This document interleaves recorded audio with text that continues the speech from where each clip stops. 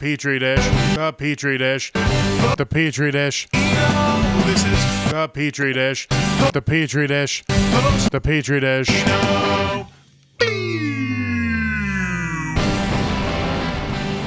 This is the Petri Dish. There's something grueling in here, and today it is musical popularity.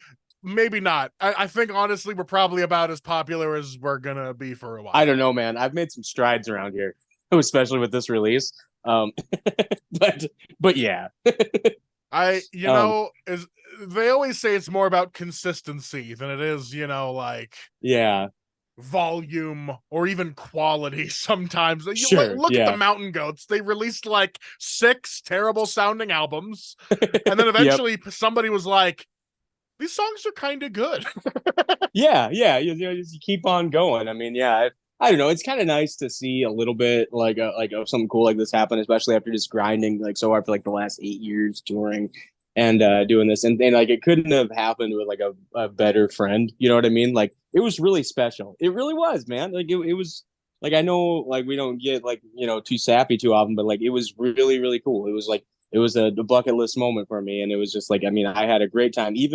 Even like when like we're staying in the crappy Nashville hotel with roaches in the bath, like it was a great time. Random blood on the walls. So you were like, they probably won't mind if I make a little paint splatter. yeah. If I paint on the wall, it's just gonna help. Yeah, but I love that they had the and that's the first place we stayed in Nashville for anyone that but luckily, like, or not luckily. Why did I say luckily? Because I was talking about the hole in the door. Luckily does not apply.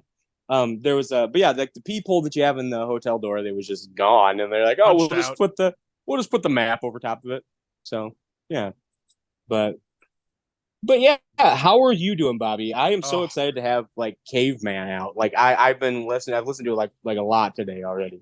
I'm glad that these songs are out, if only because like these are the first 2 new tracks from Sad Giants since pre-pandemic. Like I dropped our most popular song, Car Ballet, literally dropped like March 22nd because no kidding. The pandemic was happening and I was like, fuck it. I'm not gonna be able to tour on this song anyway. I'm fucked. Yeah.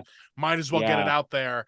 And it did great. And ever since then I'm like, well, that song did numbers, and I never was able to capitalize on it.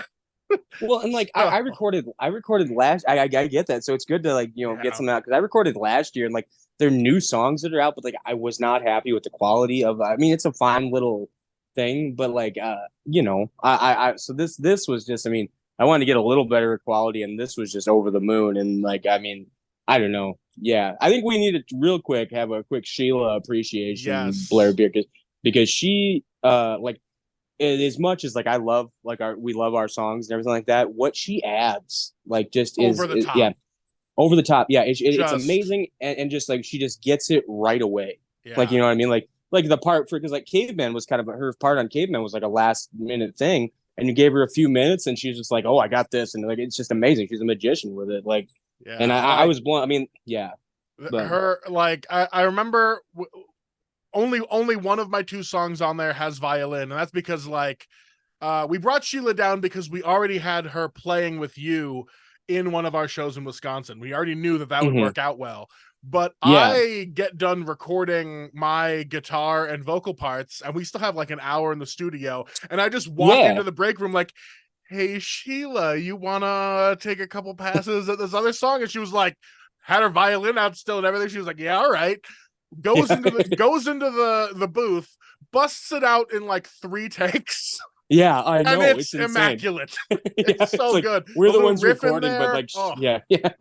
Oh, it adds so much, and then the parts that she did, like on 990 Miles and on Crumpled Up Poem, but like her part on 990 Miles, because she had played with me on Crumpled Up Poem before, but we hadn't done that, and then she kind of wrote that. We practiced a few times the night before, and like but you saw when we played, like I had her come up there and like we played several songs together where she just gets it, and I mean I couldn't be happier to have her on there. I mean, you're gonna go all out, and I think we recorded some really cool stuff. Definitely. Yeah. I'm proud of the tracks, and it's nice to finally have new music out there after Yeah. finding like a little amount of an internet community and going on tour and like playing a bunch of new songs and being like, sorry, you guys can't hear any of these songs I'm Yeah. playing. Yeah, I mean, because I love, My Lessons in Losing album, and like I can refer people to that, but I also don't sound like that anymore as much anyway. Like there's a little bit different in how so it's nice to get something current out there and do whatever new, and like just to be able to give like those songs like what I wanted for them, and like I can't thank you enough, man. It was such a cool experience. I had like such a good time on that tour. And Um, I can only hope that the next time we go on tour, we'll just have to end up in a place to record another random end of tour Yeah, split we'll of just new yeah, we'll just songs. we'll make it work. We just gotta travel during tropical storms, pretty much. Is I think is what the is what the key is for that. Yeah, just like have But half the tour be canceled, and then yeah, we'll just sit around in a studio making shit happen. It'll be great. yeah. No, it worked. It made it all worth it. I love that it's such like a road story that you hear, but like we recorded in Nashville and then we got served like banh mi. We didn't even see the people bring it, and then we slept in a truck stop in Nashville, Illinois. Like Yeah, but but there was so many parts of that journey that were unbelievable low points and oh then yeah, unbelievable high points where oh I'm like, yeah. it all just kind of evened out between like, turns out the roof does leak and we are Yeah. driving through a rainstorm, but we also still have to sleep in here. I still remember we were going through Cincinnati and like big cities in the rain, like I get anxiety, whatever, because we're just going through a lot of traffic, and then like you're just over there, Ocean Man. You're just singing Ocean Man as you're just barreling through this traffic. I'm like, all right, things are gonna be all right. Well, we have the dorkiest playlist, which is still live. It's the Fallback Yeah, Again yes. tour. You can find it on our Spotify pages. It's got one every day. We started off with "Theater Girls Will Break Your Heart" by the wonderful Minneapolis artist Zach Baker. Zach Baker. Yep. That was the anthem Still, for our still a jam. Still a jam. And still a then jam. we like Ocean Man happened because I think it was one of the places in Wisconsin, but I'm pretty sure it was Wausau. It like came up on the like touch tunes in the bar, and Yeah, yep. I was like, oh, Oh, this is a that moment. song. So I shoved that in there. So then I'm just driving around like Ocean Man, dabbing the rain off the roof with one hand, trying to set the cruise I think we control. used some fast food napkins Yeah. to to Well, soak up some of the rain. even Yeah. better. All Like right. we had, Yeah. I love you, yeah. sweetheart. Bye. Oh shit. All right. We See had you soon.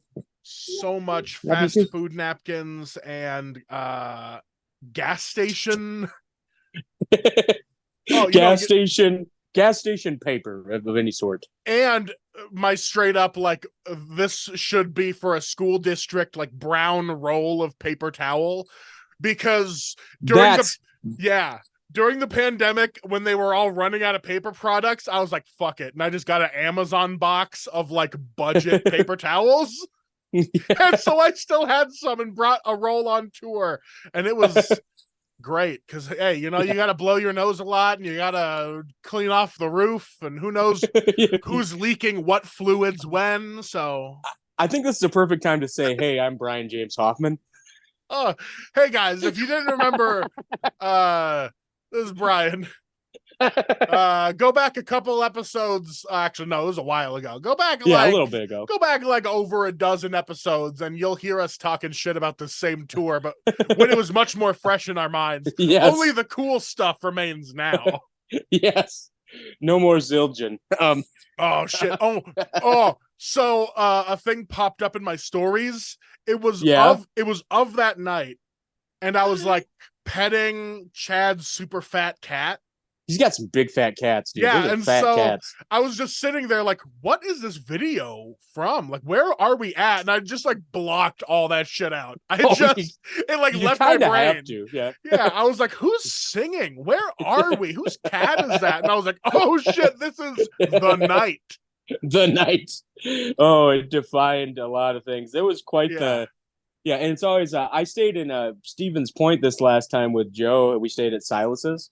Nice. And it snowed like 3 inches overnight. Plus, it was freezing rain beforehand. We didn't know where the place was, and we couldn't find it. So Joe and I, so we're out with our suitcases and blankets in the rain.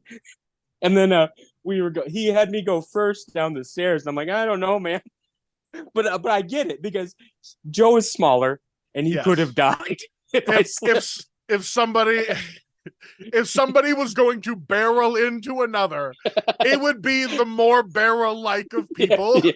That's true. If Donkey Kong was going to throw one of two of you, it's true. I would do. I have more damage. I get that. No, that was a really cool show. I got to give Sheila her painting that I gave her for.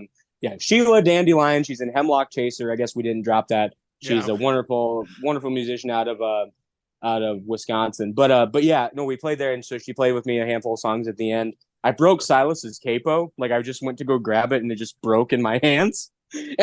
and which sucks because those are like $20. Yeah. So I'm like, I'm sorry, man. So then I told him it was a power move, and he liked it better that it was a power move. But we figured it out. But no, it was really, really cool. But it was also a college party. So like I was working on a paint. I got paint markers, and I was working on a painting in the back, and they're like, "Can I color it in?" I'm like, No, you cannot. You can buy it for $60 right now and paint whatever you want on it with your own paint later. I don't care. Yeah. Oh, I'll have to tell you, I had a commission a little while back, or actually just yesterday I delivered sexy it. One? But no, but it was I can't we'll talk about it off air. Beautiful. But either way, that's great to bring up right now. But I was thinking in honor of our release of Mankind of the Big Show, that, and especially since I'm wearing the shirt even, I played Donnie Days. Yeah. I played Donnie Days, which is actually my grandpa used to put on a fireworks show, Don Hoffman over in Stickney. And he put it on he had a fireworks stand after he retired, and then he sold fireworks, but he put on a fireworks show for free for the community, just kind of get, kids out there. He tried to get things going, but he's, very similar to me, whereas like, you got good ideas, but the follow through is a little, but like the town came together after he passed away a few years ago. And this year was the first year of Donnie Days. And I got to play music. I got to open for the street dance. And it was the first time a lot of my family had heard me play. And like, uncles and stuff I had problems with had given me hugs and like apologized. And like, it was just absolutely amazing. Like, I really that's where I was supposed to play up in Fargo that weekend. But like, I just kind of felt that's where I needed to be. And it was absolutely amazing. So like, but in honor of that, I think I need to tell the Dickie Dish story. Please do. Okay. Please do. All right. So my grandfather, the wonderful man I was just mentioning, he passed away back in 2019. I looked up to him a lot. We hauled hay together. It was my first job, everything like that. And he was getting kind of towards the end, and I went to go visit him. And mind you, this man is my idol, my hero. So we the second to last time I visited him. He has a talk. Like he met with he was saying on one of his old jobs he was going, and this DOT guy pulled him over, or highway patrolman. I can't talk. And either way, highway patrolman pulls him over, gives him all sorts of tickets, everything like that, because he just didn't have anything, strapped down regularly. But we lost a lot of hay bales. Like, I mean, like he was a loose cannon. Wasn't exactly by the books. No. Well, the reason, like, I was wondering, like, why did we always turn off the interstate here? And he was always, and every time I drive around those same places, I'm like, oh, it's because he's driving around way stations. Like, he's not doing anything. Like, I clearly see, like, I told you the ostrich thing, Yeah. Go ahead. It is in your blood to be a little bit not by the books. Yeah. And the funniest thing because a side note with my grandpa, when I was looking through his suitcase, which is now mine, it had a certificate in 1988 when he was trying to buy an ostrich. And I'm a very impulsive person too, but like I showed you that, and you're like, so you're telling me that you're the only one with mental illness in your family? and that got me pretty good. I still laugh at that. Okay, so back to it. I meet him. He talks about this highway patrolman. He, guy pulled him over, gave him a real bad time. And then either way, he sees the guy pulled over on the side of the road years later, and his car's broke down, and my grandpa helps him. It's the same guy. He ends up going and having dinner with his family, has a really nice thing like that. And he's like, my grandpa, like, he's like, it was just kind of like a lesson. Like, yeah, it's like never, just like never judge people by just one thing there and stuff like that. It was really really just nice interaction, and things like that, and like you know, so that was really really nice. And then the last time I saw him, he wasn't as coherent, and he said to me the only words, "You have a Dickie do." I'm like, what? And then my aunt explains to me right next to him that means your gut goes out further than your Dickie do. And those are the last words that my favorite man in my life ever said to me.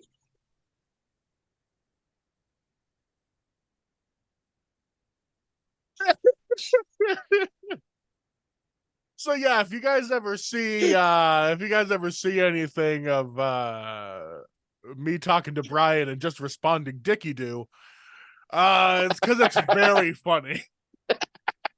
Like, I can't even be mad because that's hilarious. But That's I remember I want my last words to be that great. right. Oh fuck. I mean, I guess I'm not sure if I want my last words to be body shaming my bulimic grandson, but but no, I'm just kidding. I've made peace with the Dickie do, and I know that I ain't getting any different words, so I try to live by those words. Yeah. Yeah, got to. So yeah, that's the Dickie do story. And all you can do now is hope to have a legacy that sticks out even further than either of those things. Yes. Damn it. You got me. I'm gonna faint. I'm just kidding. Oh jeez. Yep. Perfect. So yeah, we're releasing a bunch of sad songs today. We are. We certainly are. I have a whole TikTok strategy because you got to do music marketing on the algorithm's terms and everything. Got to, yeah. But like, I'm excited. You should maybe text me some pointers on that, like on times and stuff, because I don't really know. I'll even send you the YouTube video of instructions that I'm following of a guy who's just like a music marketing person. Okay. I know for a while it was 5 and 2 a.m. and like for like certain post times or whatever, but then it's changed, and I can't. I'm like, there's some I can't follow it that much because I mean, even with like live streaming with art, like there's sometimes like I can't be explaining what I'm doing, especially with an abstract. I can't be explaining what I'm doing. I'm just gonna sometimes you're just doing it by heart, and you're like, I don't know, man. I think it's gonna look cool if I do this. I saw the guy the other day, and like I guarantee these songs are gonna be trash because he was writing songs on his live stream. And I'm like, that's a very intimate moment. You know what I mean? Like I bounce off a lot of dumb ideas before I get the good ones. You know what I mean? So like sometimes the lines are too much, too heavy handed. Then you're like, yeah. And so he's writing them on there, and then the people are giving suggestions. He's like, oh yeah, that's a good idea. I'm like, we're not gonna group think a song up. I mean, I'm sorry. I mean, but it's almost as bad as letting AI do your lyrics, is letting everyone in on it. Oh, I know. I mean, it'll probably happen. Like, I think an AI could actually have a pretty easy time with a pop country song. You know what I mean? Yeah. Yeah. But like, and really, why are we wasting like people on it anymore? Let's just have AI do all the pop country because they don't care what they get anyways, as long as it says like, yeah. If that's where radio goes, honestly, hey, radio, you had your time, and now you're dead. See, yeah, it's kind of true. Speaking of which, I might be on the radio sometime here. Hell yeah. But yeah, which is kind of cool. No, actually at the Donny Days thing, I met the people from Q107 here in town, and I'm going to be meeting with them sometime this week, even if it's just like a small little blurb about it and showing them where it's streaming. It'd be kind of cool. Yeah. But they were and her name was Shania, so that seems like we're in the right direction, right? Yeah, and I looked online at their stuff. It's one of the few independent radio station companies still left operating just even anywhere. So it's kind of cool to just have that. And I think the thing is like, and that was a lot of the reason, like, and I've kind of come to some, I don't know, I guess realizations like with around here, like some of it, like don't get me wrong, there's some of it out here that I just need to get out because there's more out here, but there's also some that I've just been rejecting because I've received a lot of love Like dude, I walked into the gas station this morning. You know what song was playing? What? My song. What? Because I know the gas station guy, and he And was they just listening got to your shit in there? yeah, and he was listening like, no, I cried almost. Like That's amazing. yeah, it was such a special. I mean, such a special little moment, and like he doesn't realize, but like, because I talk to him every morning before I go to work and stuff, and yeah, but like yeah, but like I thought that was pretty cool, and then like, but I don't know, but even like at the Donnie Days thing, like that was really special because I only played music for my grandpa once. It was actually with Poor Choices, which is kind of funny. Oh. Yeah, but they played my mom's 50th, and my grandpa was there, but. I feel bad about that event specifically, but both the people that said bad things are dead now. But like Ben Cadis played, and Ben Cadis is a very talented musician. I really enjoyed. Have you met Ben Cadis or not? From okay, he's from Sioux Falls. No, no, I don't think Okay. I.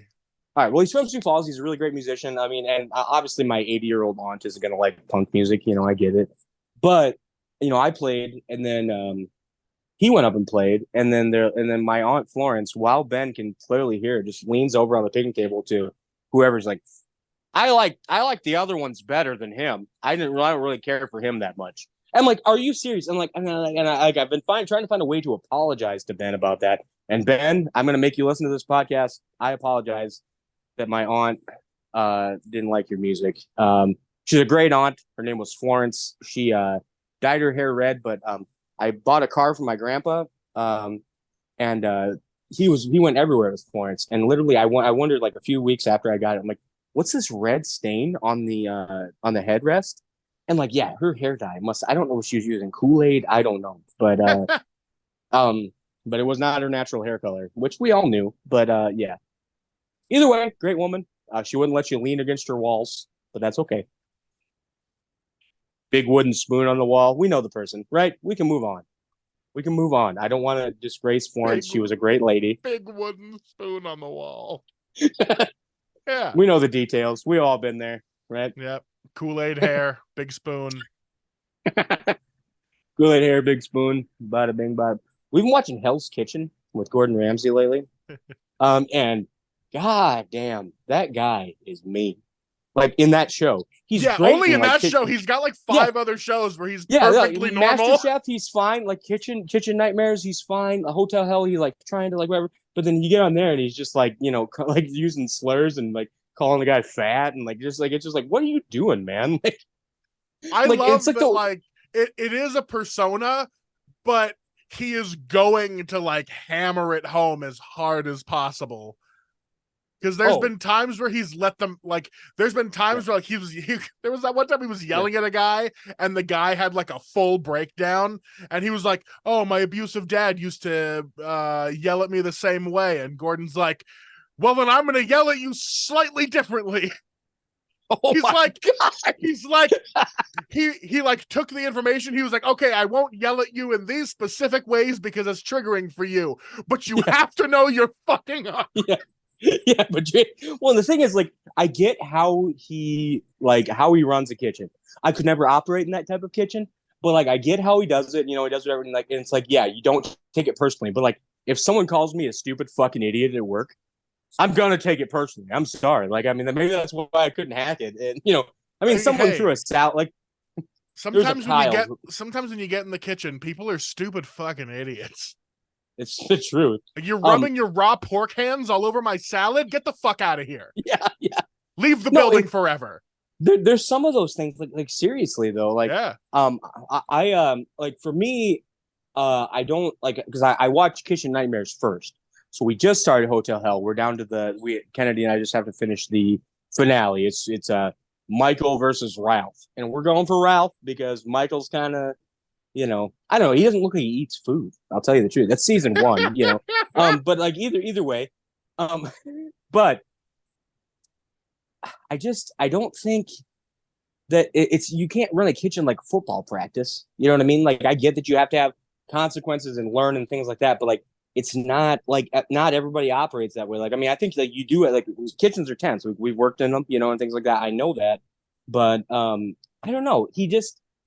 Like he seems like he's doing it as a show on Hotel Hell or on Hell's Kitchen. Yeah. But like on Hotel Hell, like when he yells at people that freaking deserve it, on like hotel. Like I love it because I'm like, yeah, put him in his place because no one else is gonna, But it's like, why is there we cocaine and jizz in here? yeah, And they're like, sometimes we don't mop. And he's like, you have to clean your hotel. Sometimes we don't mop. Guard the cocaine and jizz off our floor. Yeah, he's like, hey guys, if you want a successful hotel, no jizz. No jizz. And they're like, or burning mattresses. Yeah, or TV like, channels that are stuck on one guy. How dare you come into our hotel and disrespect us like this? You will deal with our cum. Yeah. Oh my God. Joe and I stayed at the American in Davenport, Iowa, and I'm coming for you, American in Davenport, Iowa, because goddamn it, I spent $60 in that room, and there was a green chair that Joe or I would not sit in because it was covered in cum. There were white stains all over that fucking thing, and it seemed like some guy was just like doing like trick shot, I don't know. Probably the cum chair. Yeah, Joe sat on. Like literally, I don't give a fuck. I mean, like I'll lay wherever. I'll lay on your trash if that's what looks the most comfortable. But Joe is a married man with a job, and which as are you. Standards and either way, but no, he sat on my suitcase and then he finally laid on top of the blanket of the bed. But like no, I mean like it. But the thing is, like, he hadn't stayed in the Nashville. What was the name of the place? It was like a name of a flower, right? It was something, and it was called like Sweets. It wasn't. No, like it was like Boutique Inn.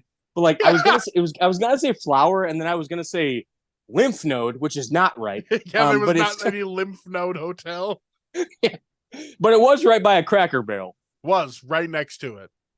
I mean, but hey, we got to think about this. Okay, the three closest businesses were Cracker Barrel, Motel 6, and Waffle House. Are we expecting something?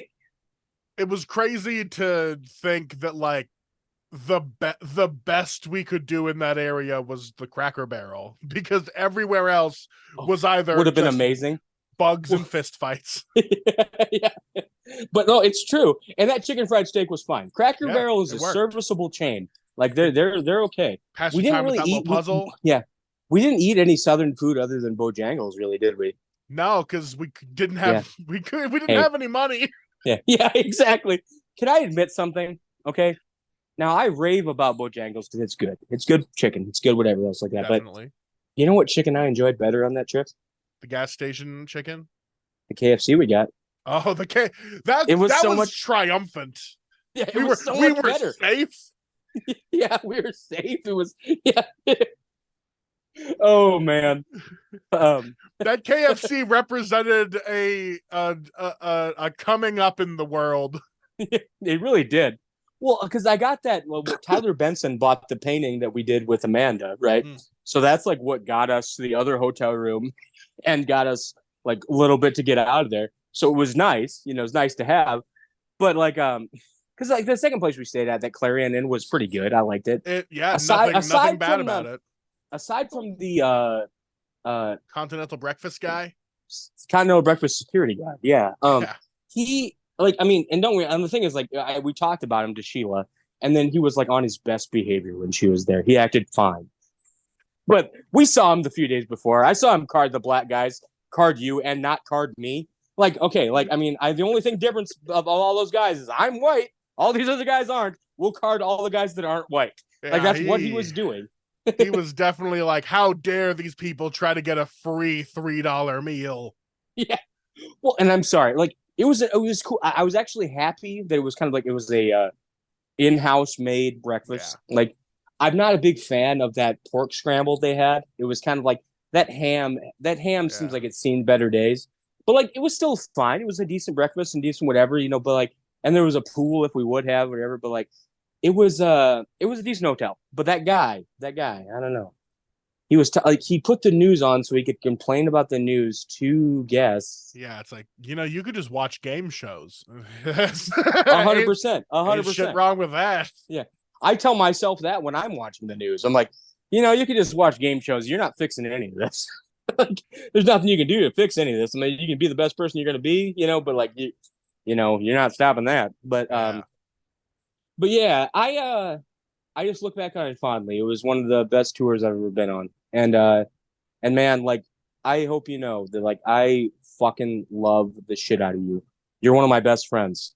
You've been such a good friend to me. I've had and through times that like I, haven't been the best to other people. So like I hope you know, and like I don't I've said it to you, but I'm gonna get mushy now. Like you are a great person. You shine a light. You're so fucking funny. You're so fucking nice. You're so like, I mean, like you're great. And I'm so happy for you. And I can't wait to just get gout and limp around at your wedding, dude. So I'm gonna eat a lot of pork sausage links that morning. Man, So you wait until whatever next tour we go on. I'm gonna well, get I'm gonna see I'm gout seeing you. too. I get to see you in That's true. In October. a couple months. You're gonna give me my fucking Bluetooth speaker back. Yeah, I will. Alicia kept. It's a heavy thing to mail. I'll give you that. She kept telling me like, "Are you gonna mail Brian's speaker back?" And I was like, "Oh shit, I gotta do that." And then when you booked the tour, I was like, "He can wait a whole year." That's exactly what I was thinking too. Kennedy asked me every day about the speaker, and but I know that I left it in the car. I know who we are. I'm like, I'm gonna get it in this fall. It's fine. Either that, or I'm gonna remember like a couple weeks from now, and I'm gonna be like, "Hey, I've got an Amazon box that'll fit this," and then just it'll happen. But hey, if that happens, that's fine. Otherwise, I'll get it in October. It's okay. I've made it work. I have my little jukebox thing. It's like one of those record player, CD player, radio things. And yes. I have an aux thing that I put in that. And yeah, but you wait, I'm gonna mail it to you, and they're gonna fucking lose it. Fuck, that'd be great. I had someone lose one of my favorite paintings I've ever done in the mail the other day. Well, fuck. Yep. So it's great. And then I had someone else. I did this really cool one. It was kind of like a psychedelic fire tree, like over a fence thing, but it was kind of like wavy. It was really, really cool. I even did the wave in the sky. Very Van Gogh-y. I was really, really pumped about it. And the dog just like charged its head through it because they had it sitting next to their couch. And I'm like, I leave my painting sitting next to my couch. You don't, Yeah. Like I shove my paintings in the trunk of a car. You don't. You're supposed to have a spot for this. You're supposed to care about this more than me. That's what art is. Yeah. Art is I'm tricking you into thinking that I'm great so that you buy stuff. Yeah. Speaking of which, I just sold this beauty. Hey. And I actually really love it. It's kind of cool, right? I'm working on my mountains. I think I did pretty well. Yeah. But yeah. So Bobby. Yeah. Caveman. Oh yeah. Like seriously. You like I've loved a lot of songs you've written. Like I really have. But that song for me, especially with the loss of a friend, and that's something I've dealt with in the past as well too. I mean, we all, but like what you did with that, I hope is just it's amazing. It's a really great song. When Michael and I were Mike Hansen and I were standing next to each other at the aquarium and you played that for the first time, that was my first time hearing it. We were both like, yeah, that's the one. Like that's the thing there. And then seeing you play it at Badger's Den, and that guy on the couch just fucking breaking down. I'm like, so glad I have a video of that on YouTube. Yeah. And you can just see him like, no, he's just and don't get me wrong, that's the way I was feeling. That's the way I feel when I that's that the song. way that song is supposed to make you like. That's why it's been so hard to advertise, because it's like but you captured it, and I think honestly, like I mean, like it really is a great song. Like I like as much as I'm very proud of the ones I've written, but like that's a song I wish I wrote. Like it's amazing. Like. And you're so talented. You've always been a great singer, but like to see you come into your own and do your own thing, like I could not be more proud of you as a friend, and like, I mean, seriously, first show I ever played in Sioux Falls, we were both out of towners. We just got this weird like CMN thing. And like you showed up, you guys were late even like, we got like doors were at 7. We got there like just after 7. Yeah. The thing is like, I was using vocal spray because I did not think I could sing at all. Well, first off, and everything like that, but we played together. We did that, and like we did a few more shows, and then like. And then we casually, like, but slowly got closer, just kind of being kind of the outsiders. And, I mean, and because there's more than just the Sioux Falls pocket. And I love those guys. There's a lot of great people up there, a lot of great musicians. But, like, we had to do our own thing. And I think that even 10 years later, we're doing our own thing. And we're we still have to do our own thing, and we're doing it. Can I tell you something Yes. that I probably shouldn't say on the podcast, but I'm gonna because I'm gonna put it hell out there. yeah. Okay, Dana from Out in the Hills, who I painted the mural for at the thing there. They own the Cave. They run the Cave Collective. Either way, she is friends with Martina McBride. Ooh. So Martina McBride is doing a compilation coming up here soon that has and like suicide prevention and like parents making the right decisions for their children and things like that, doing everything like that.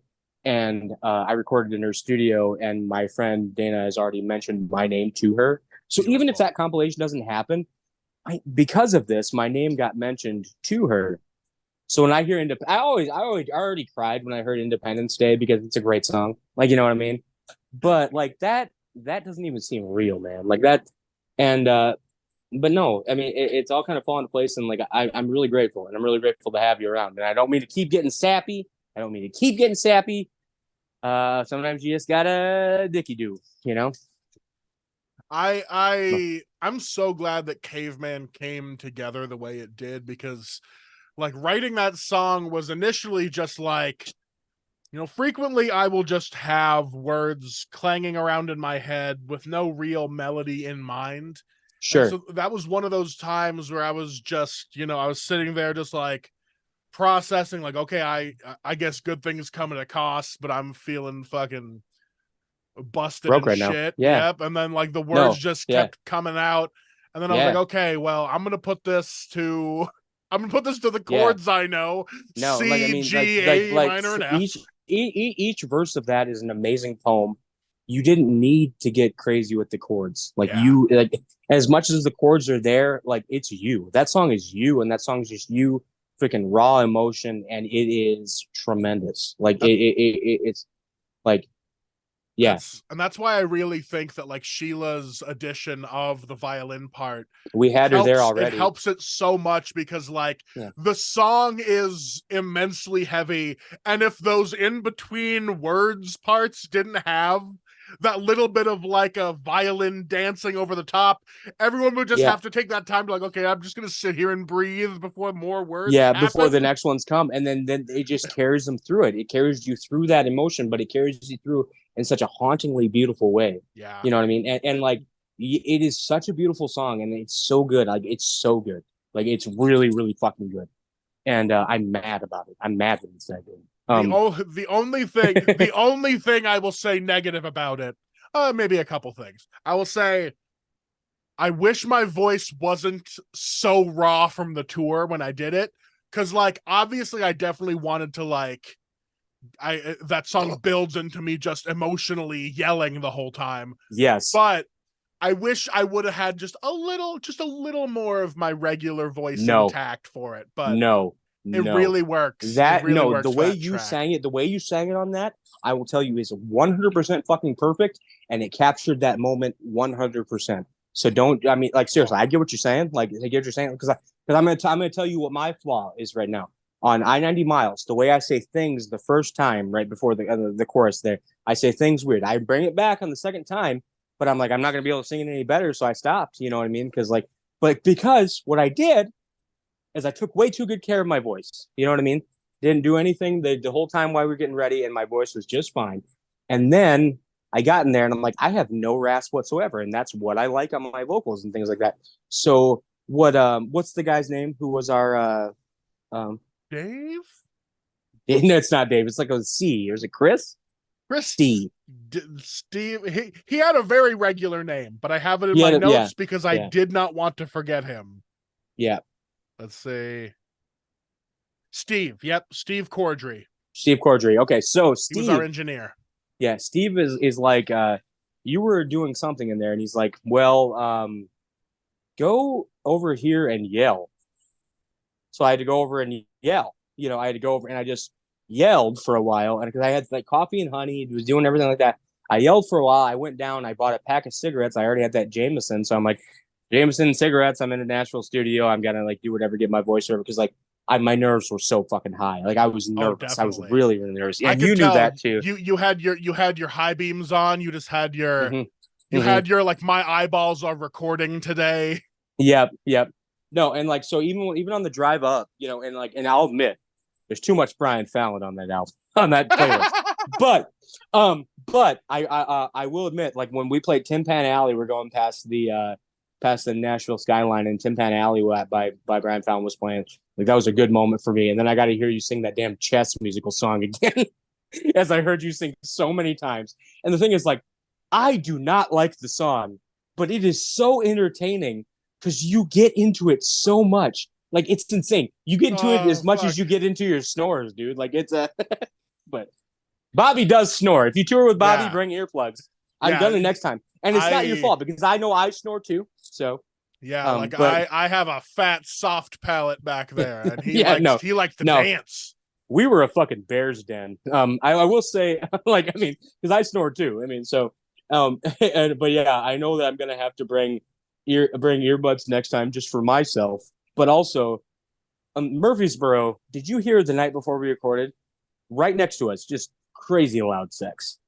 Oh no, I one of my favorite things about me is I can sleep anywhere at any time. I'm always just a little bit sleepy. And maybe it's the amount of coffee I drink, but like sure. I try not to drink any coffee past 5 p.m. or else I will be up. But I can also still be like, my heart kind of hurts because I drank too much coffee. I can still go to sleep. Yeah. Oh, yeah. No, and I can't. I do okay. I do better now than I used to be able to. Like I used to not be able to sleep away from home at all. So like tours were really detrimental because I just like wouldn't get any sleep. But, like so I've gotten better at that. But like I will say, have I told you about when I woke up covered in spiders in Wisconsin? Yeah. Okay. Well, that was one time I took melatonin, but it was perfect. Like I had the tent, I had the screen off of my tent on the top, and I had everything. I'm like, it was under the stars. I had just driven 11 hours to see Amanda, and it was like really, really cool. Like we had a good visit, and I'm like, oh, landing on the stars, it's a good night. And then like 45 minutes later, like 25 spiders are all over top of me, and they're huge. Yeah. So either way, so that fucked with my sleep a little bit, but so I threw a fleece blanket into the fire pit, and then I slept in my car. So yeah, that happens. But what I was gonna say is you touring with like we're both, you know, I mean, I'm sure because there are times like when I talk too much. I know that there are times when whatever else like that, but like I think you and I have the compatibility, and we've toured with shitty people, a shitty person, but we've done that, but we know each other well enough that like we can read off of it and we can do whatever else like that, and like that's very valuable because it's really hard because even some of my like I have some really good friends that I can't travel with, you know what I mean? And but I thought it was great, and I mean I had and it was like a reunion too because it was kind of like a vacation because like hey man, I haven't seen this guy in 5 years, you know, and then we're and I just fucking pull up like, hey, haven't seen you in like 5 years. What's up? Yeah, but the thing is, like, man, like it wasn't like it was 5 years. I mean, we pick up right where we left off, and I think like when you get older, that's kind of what friendship is. You know what I mean? Like, and things like that. Because I have friends that are far away. I have more friends that are far away than I do have around. You know, and but I just hope you know, like, I really appreciate it, and it's like exactly what I needed. And all my guinea pigs are dead now. I figure that's a good thing to tell you. Just in time for the sad songs. Yeah, just in time for the sad song. Caveman can be just equally about the graveyard of guinea pigs you've left in your past. You know, left them in my dad's backyard. You know, dog dug. I guess I'm glad that you actually buried them. So then our dog dug up one, and then I was walking into the flower bed with my goddaughter, and then there's this dead festering guinea pig there, just like wet. I don't know how it was wet. The rain just popped it back out so like a little potato. We were having a very like beautiful moment. Like we're just like, oh, aren't these flowers pretty? And they're like, oh, there's Lillian, and she was not herself. And yeah, it was. So I just grabbed a shovel and kind of poke her back in there. Yeah, just kind of shove it and scrub it, you know. But it was not great. No, but not on a non-insensitive note. Like they were great pets. I really, really miss them. Like they were fun. We have a dog now. It's good, everything like that. And I know they had short lifespans, but they were good to me. And I really miss them. So R.I.P. Gordon, Lillian, Rosie, Louie, and Rosalita. So, but they're all dead. and they've all died since we planned this tour. So I hope this is for something. Could you listen to our songs on Spotify, please? For the love of God, stream our music or Brian will buy another one. My pets will keep dying if you don't listen to my music. I guarantee it. Charles is like 14.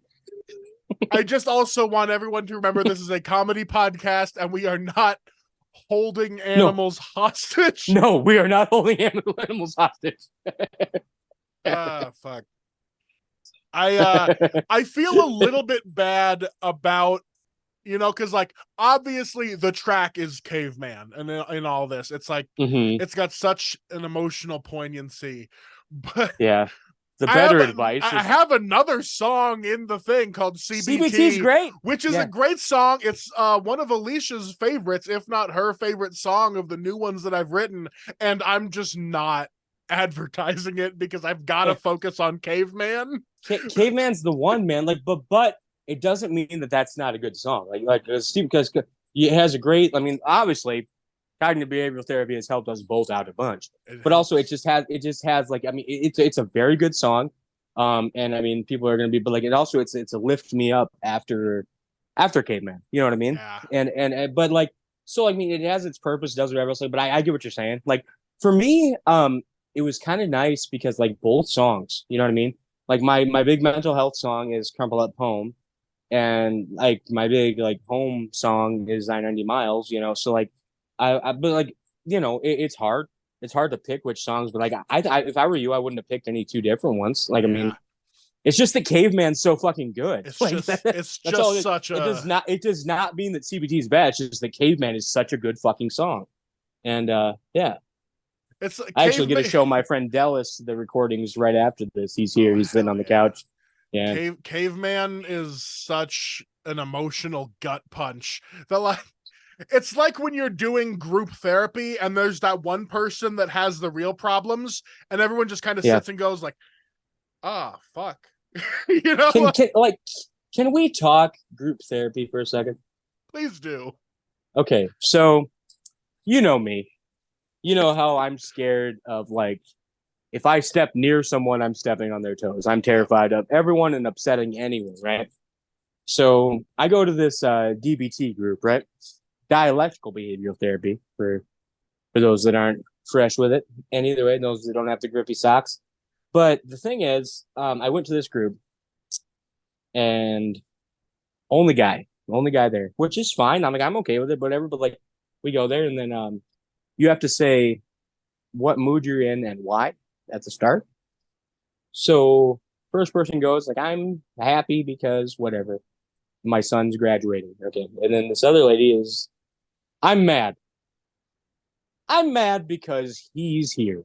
And she points right at me and I have a panic attack in front of people, which is great.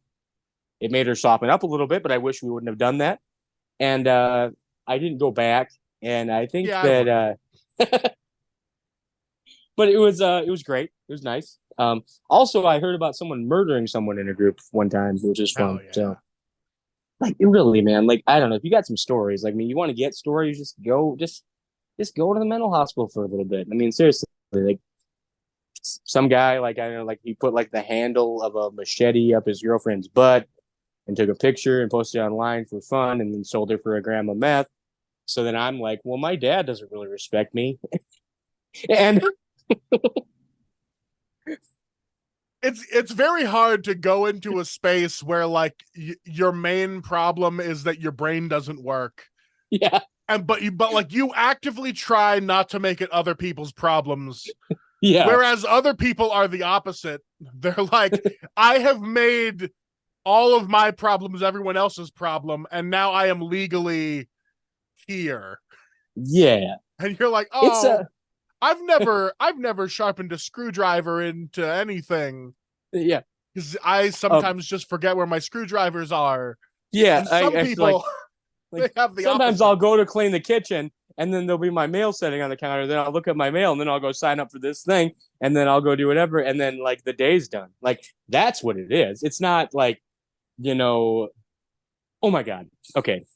So since we're on the topic, right? I mean, we'll just might as well just like get some. Okay, so in 2015, we knew each other then. Either way, it was kind of a dark time, whatever. I went to the hospital because I, with a dog leash, tried to do something that couldn't quite hold this weight, and that's why my back hurts all the time now. It's fine. All right, we're better. We're doing good. We're holding on. But while I was in there, this girl, Raina, and I won't give her last name because I don't remember it, but she's telling me that she, she used to be like do heroin and stuff like that, and she grabs the husband at the time was like passing out, and his dad had just passed away, and he had this little vial around his neck with like stuff. She thought it was heroin, and she's like, he's like passing out and nodding out, and he's like tops, like she's like, this is the tops. I'm like okay, so she's like, oh, this must be good heroin, so I'll shoot it up. And then nothing happened because it was his dad's ashes. He was saying pops.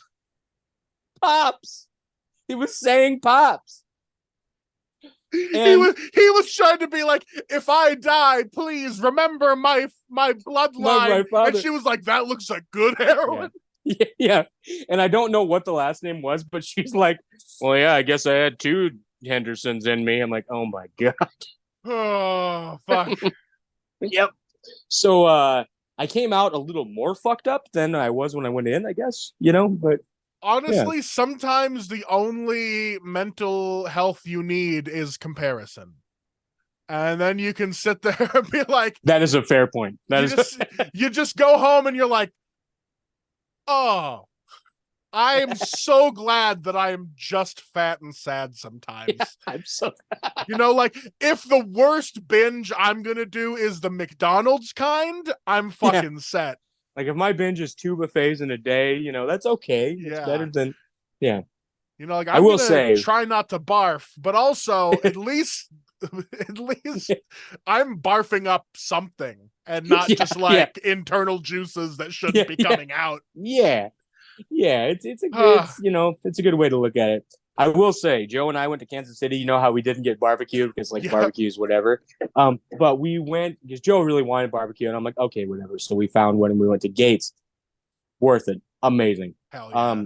Really, really good, but terrifying to order.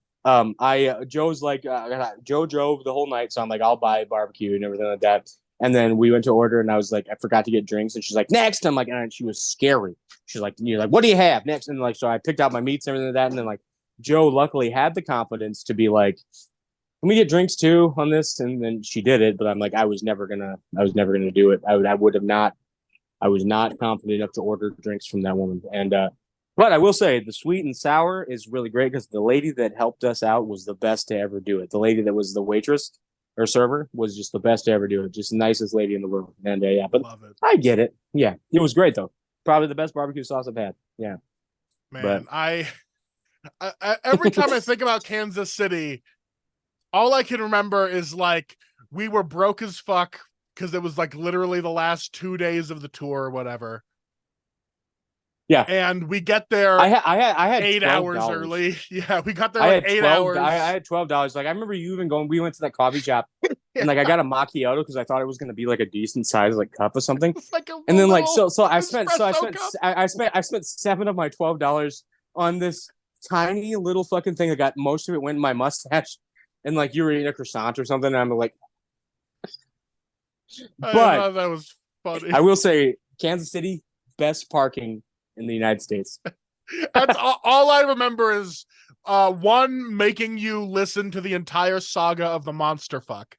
The monster fuck was because we had so many hours to kill, and then we had parked. There was a small parking lot, and then like a couple buildings, and then the venue. So we were like right next to it already, within a minute of walking distance.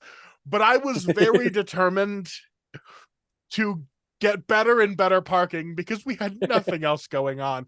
So we're parked in like the back corner of this parking lot, and someone like comes out of their apartment and leave. And the first time I'm like, oh fuck yeah, and I get a better parking spot, and we're still just sitting in the car for hours. Oh yeah. And so more people start, like, oh, it's the end of the workday. So they start leaving. And I'm like, oh, fuck yeah. And I get a little more. So we was inch closer. Like they back out, we pull in, back out, Yeah. and pull in. And then And we're at the edge of the parking spot. Now there's only street parking, but the street parking we're does literally extend. right next to the building, right next to the door. Yeah. Yeah, we are 2 doors down from the venue, but there's still street parking that could get us even closer. And, we've got Brian's paintings, we've got our equipment, we've got our merch. And someone comes out and they leave the street parking, and I've already heightened up the parking excitement from there. So as soon as the street parking opens up, I'm like, ah! Yeah! No, and honestly, that was the most pumped we were in like the last 36 hours. Like we were like nothing was going on, and then we're like, oh yeah, we're getting closer parking spot. Leaving, and then finally at the like we were cheering and like fist bumping when we got the parking spot in front of the building, because all we could do is just wait for cars to leave and park closer. And then it was still like 2 hours before the show was even going to start. And I'm just out front of the venue like, yeah, parking out front, even though it was only 2-hour parking. Yeah, they said it was way fine. Too early. Sheila just said that she's super busy today. I was gonna try to get her on. We should get her on one sometime. It'd be fun. Yeah, one of these days. But yeah, either way, big shout out to her again. Yeah, but yeah, Sheila, she just messaged these me. Songs better than the sum of their original parts. 100%. Yeah. I was gonna what she try adds is immeasurable. But yeah. I was gonna try to like hit her up to get her on the podcast this weekend, but then I did a fuckload of things this weekend, and it was a heat wave out here. It was like 106 degrees. Oh shit.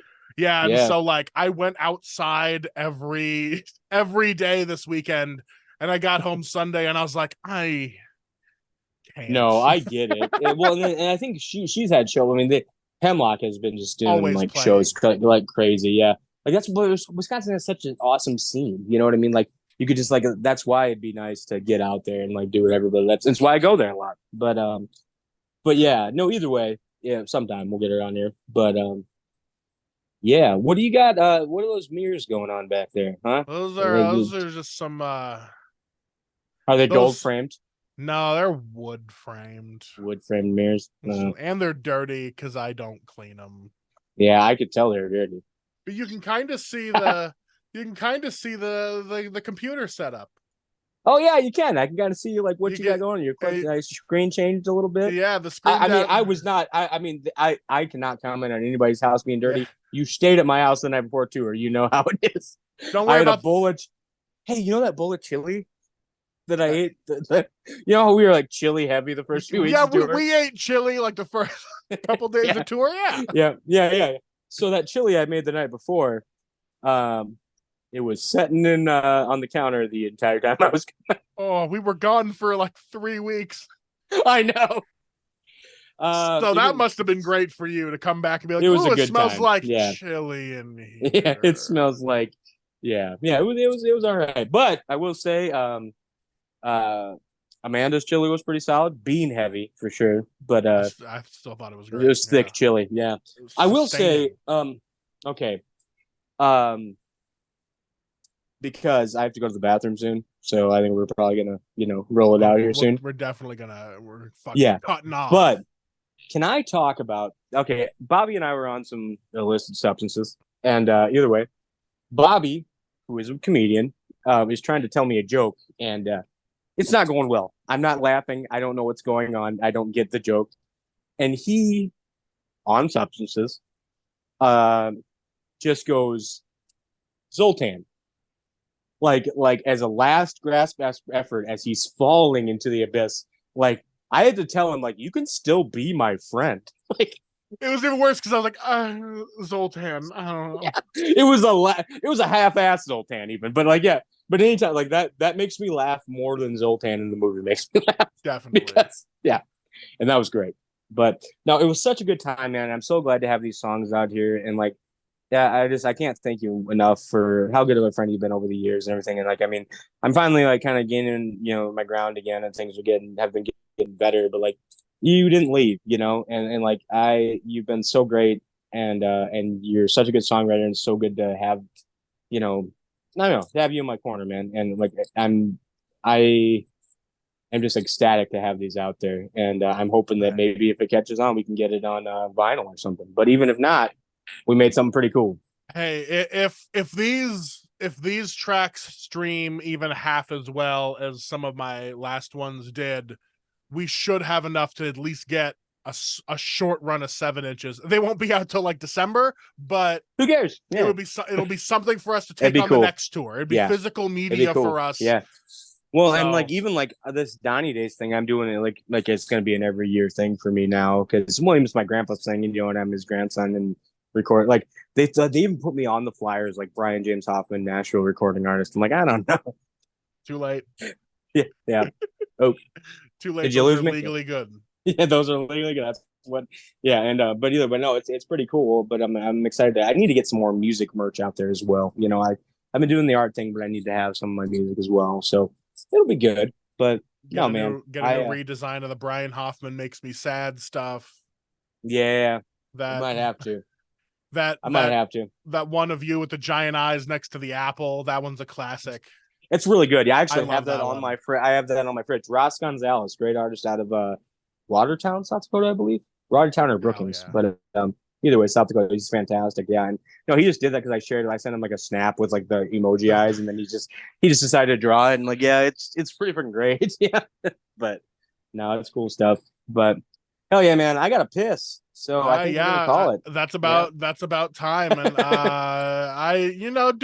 don't go piss in waterfalls. Just stick don't go piss in waterfalls. Rivers and the piss that you're used to. Yeah, that's not even, man. You can do better than this. Zoltan. I don't. Right. I fucking love you, dude. Thank you so much for everything. I'm excited to share this music with people. So.